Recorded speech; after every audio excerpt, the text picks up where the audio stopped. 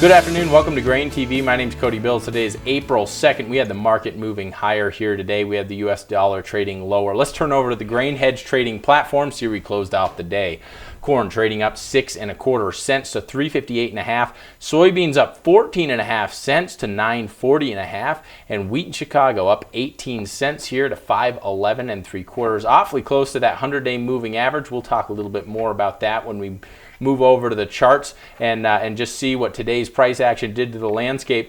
But before we get into that, let's look at the US dollar. The US dollar here, one of the main reasons why the grains were able to rally. We saw the US dollar come off pretty sharply. I think there's two reasons to that. One, we could have seen some long positions kind of evening up, getting out of those long positions before the ADP numbers out tomorrow. ADP numbers are typically viewed as an indicator for non-farm payrolls.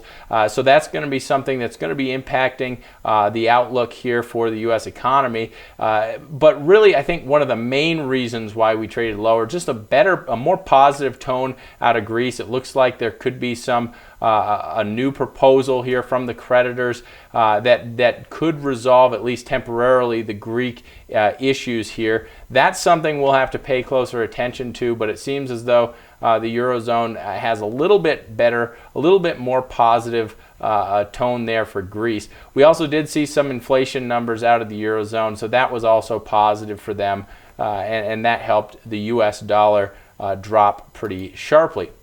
Let's turn over to the wheat chart. You'll notice wheat rallying here, and I think wheat rallied because of the US dollar, but also in response to an announcement out of India that they are lowering their forecast for the monsoon this year to 88% of the long-term average here. And so when you get a monsoon that's at 90% or lower of the long-term average, those are typically considered drought years. So this is a big concern here for India. Could be a large concern for wheat and corn production. They're number 6 corn producer. When you look at wheat production, they're forecast in the last WASDE report to have 90 million metric tons of wheat production.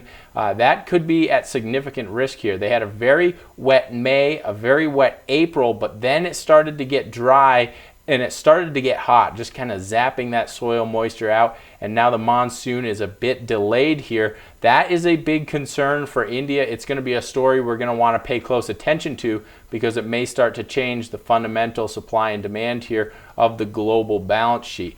Guys, let's turn over to soybeans here because I think this is also another thing that we want to talk about.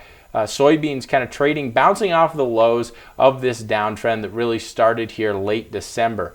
I think when you look at soybeans, when you look at the fundamentals, soybeans is really, I don't see a lot of positive news out there. The carry out for 2015, 2016 around 500 million bushels.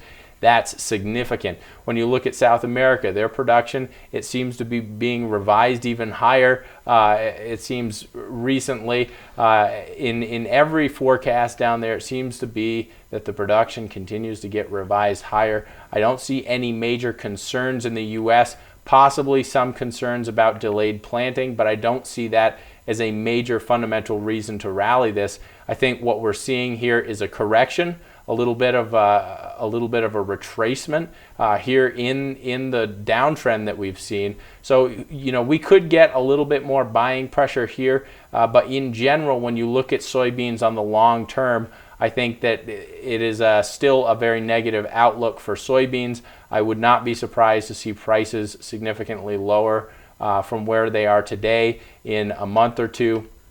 And that's something that we want to be paying attention to if we're producers.